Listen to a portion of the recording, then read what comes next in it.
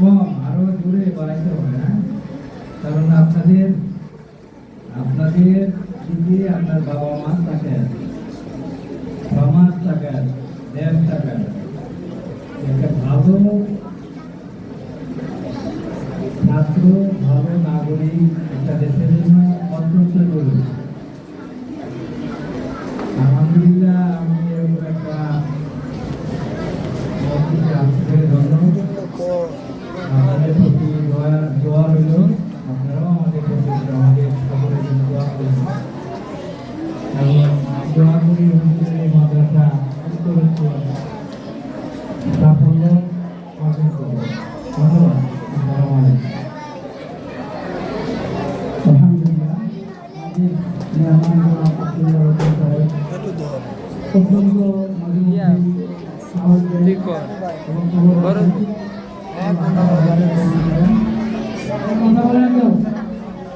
কিছুক্ষণের মধ্যেই আপনাদের চলে আসবে, কথা বলবো না। এবার আমার অত্যন্ত মহাব্বতের ভাই, এই মাদ্রাসার শুরু লগ্ন থেকে তিনি অনেক সময় দিয়েছেন, পরামর্শ নিয়েই মাদ্রাসা শুরু করেছিলাম, জনাব নূরে আলম ভাই।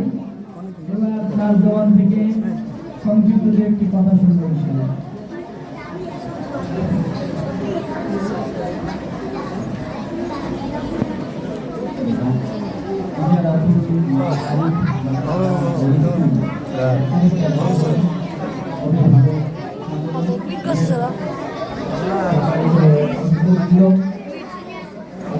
প্রতিষ্ঠানের সম্মানিত পরিচালক, অভিভাবক বৃন্দ, অত্যন্ত কর্মমতী স্কুলের পবিত্র ছাত্র ছাত্রীবৃন্দ, আসসালামু আলাইকুম। আমার যেহেতু বাংলা মানুষ, আরবি অত ভালো মানুষ বুঝি না, দুই একটি কথা কি বলতে চাই।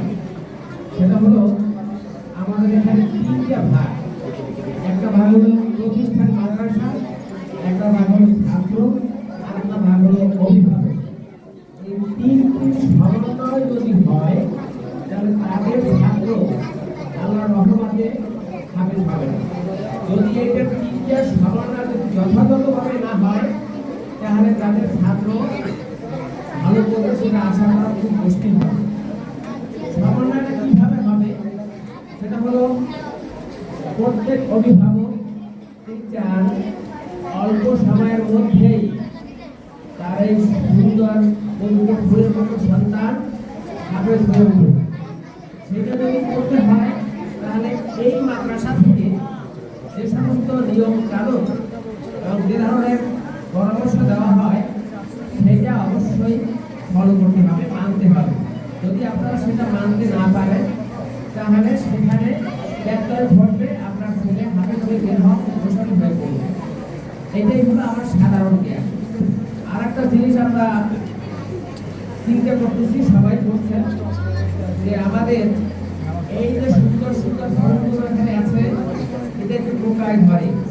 এই পোকাগুলো কিন্তু আপনারাই লালন পালন করছেন, প্রত্যেক ঘরে এই পোকা আছে। এই পোকা থেকে যদি আপনার সন্তানকে বাঁচাতে না পারেন, তাহলে এরা হাফেজ হবে না। একটা লিখিত নেন আমার কাছ থেকে, হাফেজ হবে না, মানুষ হবে না, অন্যায় পথে চলে যাবে, অমানুষ হয়ে উঠবে। সেই পোকাগুলো হলো আপনার স্ক্রিন টাচ মোবাইল। আপনিও নষ্ট হয়ে যেতে পারেন, আমি জানি না কাজ কি অবস্থা, কিন্তু আপনার সন্তানের হাতে যদি এই মোবাইলটা দেন আনন্দ করার জন্য, ক্ষণিকের জন্য যদি দেন, তাহলে সেটি সাধারণত হবে। আপনারা হয়তো অনেক নেশার নাম শুনেছেন, তবে এই মোবাইল নেশার চেয়ে বড় নেশা বর্তমানে আমাদের সমাজে আছে বলে আমার বিশ্বাস হয় না। এই মারাত্মক নেশা, যাকেই দেবেন সেই নেশাগ্রস্ত হয়ে যায়। সুতরাং এই শয়তানের হাত থেকে যদি বাঁচতে চান, তাহলে এই ছেলেদেরকে, এই সন্তানদের মতো পবিত্র সন্তানদের হাতে কোনোভাবেই মোবাইল দিবেন না। আর প্রতিষ্ঠান থেকে যে নিয়মগুলো দেয়, সেটা যদি আপনারা মানতে কষ্ট হয় বা কোনো রকম পরামর্শ থাকে যে আপনার সন্তানকে এইভাবে, তাহলে সেটা আপনার সন্তানের সাথে কোনোভাবে আলোচনা করবেন না।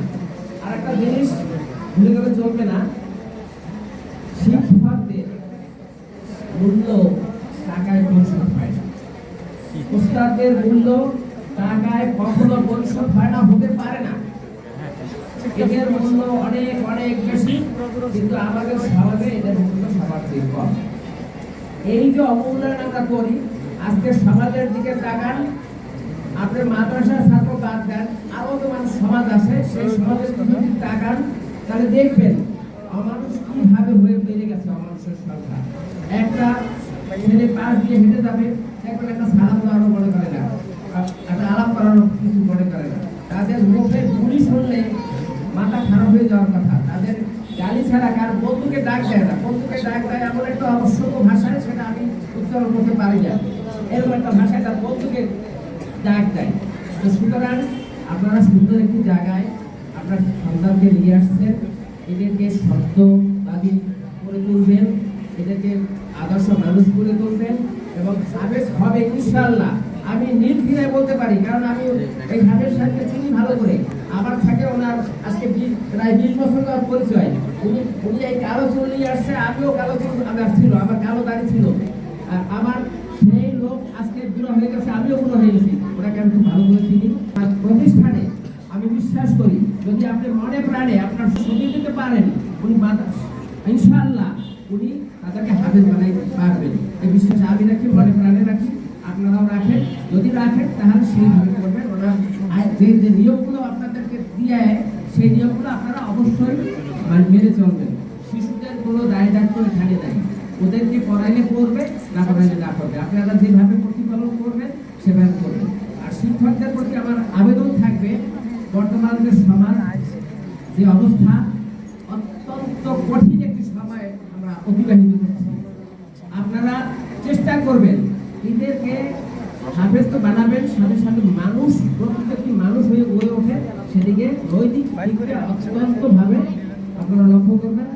এই আবেদনগুলো শিক্ষকদের প্রতি, ওস্তাদের প্রতি থাকলো, আর অভিভাবকের প্রতি থাকলো। আপনার টাচ মোবাইল থেকে আপনারা আপনার সন্তানকে অবশ্যই দূরে রাখবেন। আরেকটি কথা হলো যে এই প্রতিষ্ঠানের যে সমস্ত নিয়ম কানুন, এইটা আপনারা মানবেন। কেন মানবেন সেটা একটু বলি। সেটা হলো এই যে আপনার এইরকম একটি ছোট বাচ্চাকে, আপনার 10 জন বাচ্চাকে একটা নিয়ে বসেন, তাদের কিন্তু আপনার মাথা এমনিই খারাপ হয়ে গেছে।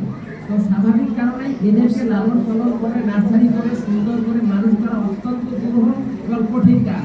এটা যদি আপনারা খুব সহজলভ্য মনে করেন, তাহলে আমার মনে হয় এটা ভুল হবে।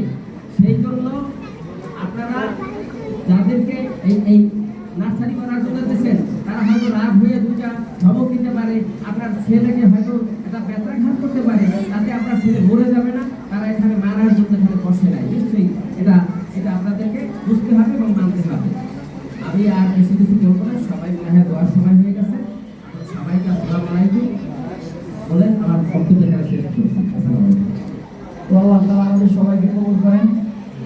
তো এই প্রতিষ্ঠান ছাত্র দিন, ছাত্র হলে অভিভাবক দিন, তাই ছাত্র, উস্তাদ, অভিভাবক এই তিনের মধ্যেই ভালো মোহাব্বত, আন্তরিকতার সম্পর্ক থাকতে হবে। এটা যেন আমরা বজায় রাখতে পারি। এই প্রতিষ্ঠানে এগিয়ে নেওয়ার জন্য আমরা যেমন চেষ্টা করতেছি, আপনাদেরও একটু চেষ্টা করতে হবে। যেমন আপনাদের সন্তান দিয়ে আমাদেরকে সহযোগিতা করেছেন, সাথে সাথে আপনাদের আশেপাশে যারা ছাত্র যারা রয়েছে, আপনারা যদি প্রত্যেকেই 1জন 2জন করে ছাত্রছাত্রী দেন, আমরা আরো এটাকে সুন্দর করে গড়ে তুলব। আশা অনেক যে আপনার সন্তান যেন ভালো যোগ্য হয়ে ওঠে। এর জন্য আমি যে কোনো এমন কোনো দিক নাই জানিয়ে পরিকল্পনা করে আমরা এগোচ্ছি না। তাই আপনাদের সন্তানকে বেশি সময় মাদ্রাসায় রাখবেন। প্রত্যেকটা গার্জিয়ান আপনারা ব্যক্তিগতভাবে পরামর্শ করবেন। তো অনেক মেহমান রয়েছেন, আমি আর দীর্ঘায়িত করবো না। এবার আমরা পুরস্কার বিতরণ করবো। যারা মেহমান রয়েছেন অনেক, আমাদের আলাদ হোসেন ভাই মন চাইতেছে কিছু কথা বলাইতে দিতাম, দেওয়ান শহীদুল্লাহ ভাই,